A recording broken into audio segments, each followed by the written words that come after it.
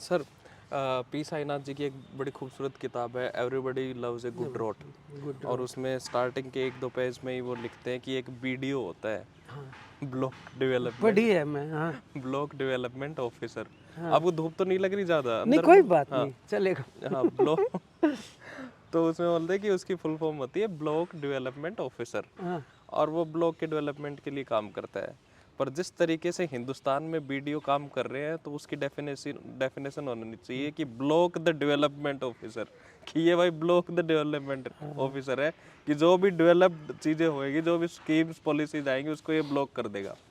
तो इस तरीके से हिंदुस्तान की सरकारें हैं, उनके ऑफिसर्स हैं, उनका जो सिस्टम है वो ब्यूरोक्रेसी है, वो इतनी आलसी लथार्जिक है कि उनको किसानों को या आम नागरिक को वो सुविधाएं नहीं मिल पा रही है। ऐसा नहीं, वो लेथार्जी वाला जो कंपोनेंट ये है, वो कनिंग है, चालाक है। नहीं वो सब कुछ है, इसमें कोई दो राय नहीं, लेकिन ब्यूरोक्रेसी जिस चीज़ के लिए खड़ी की गई है वो वही रोल कर रहा है। और जो ओरिएंटेशन है, नीतियों की जो दिशा है, वो एक्सक्लूजनरी है, इंक्लूजनरी नहीं है। मतलब वो एक्सक्लूजन करती है बड़े तबकों का।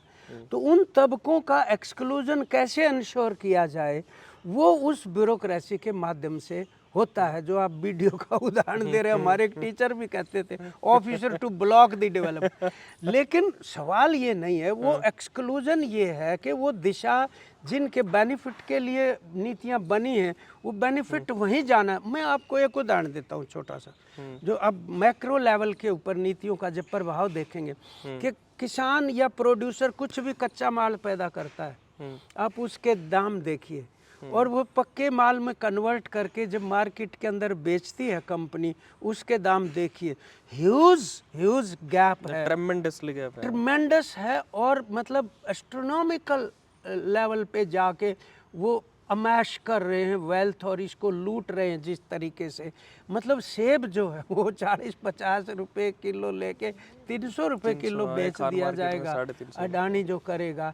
या हम दूसरी जो बात कहते हैं, गन्ना सस्ता, चीनी महंगी, कपास सस्ती, कपड़ा महंगा, चना सस्ता, दाल महंगी, और धान सस्ता, चावल महंगे।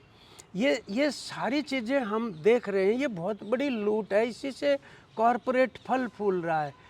और जब उन लोगों की ये कट हो रही है अर्निंग, तो जाहिर है वो तो कर्जे के अंदर जाएंगे, क्योंकि लागत की मूल्य तो कम नहीं हो रही।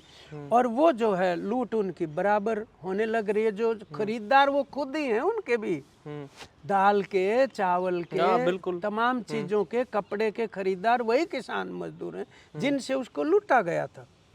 तो वो तो कर्जे में चले गए और उसको वो मुक्त नहीं करना चाहते, और उनके 16 लाख करोड़ रुपए कारपोरेट सेक्टर के राइट ऑफ कर दिए, उन पे कलम फेर दी।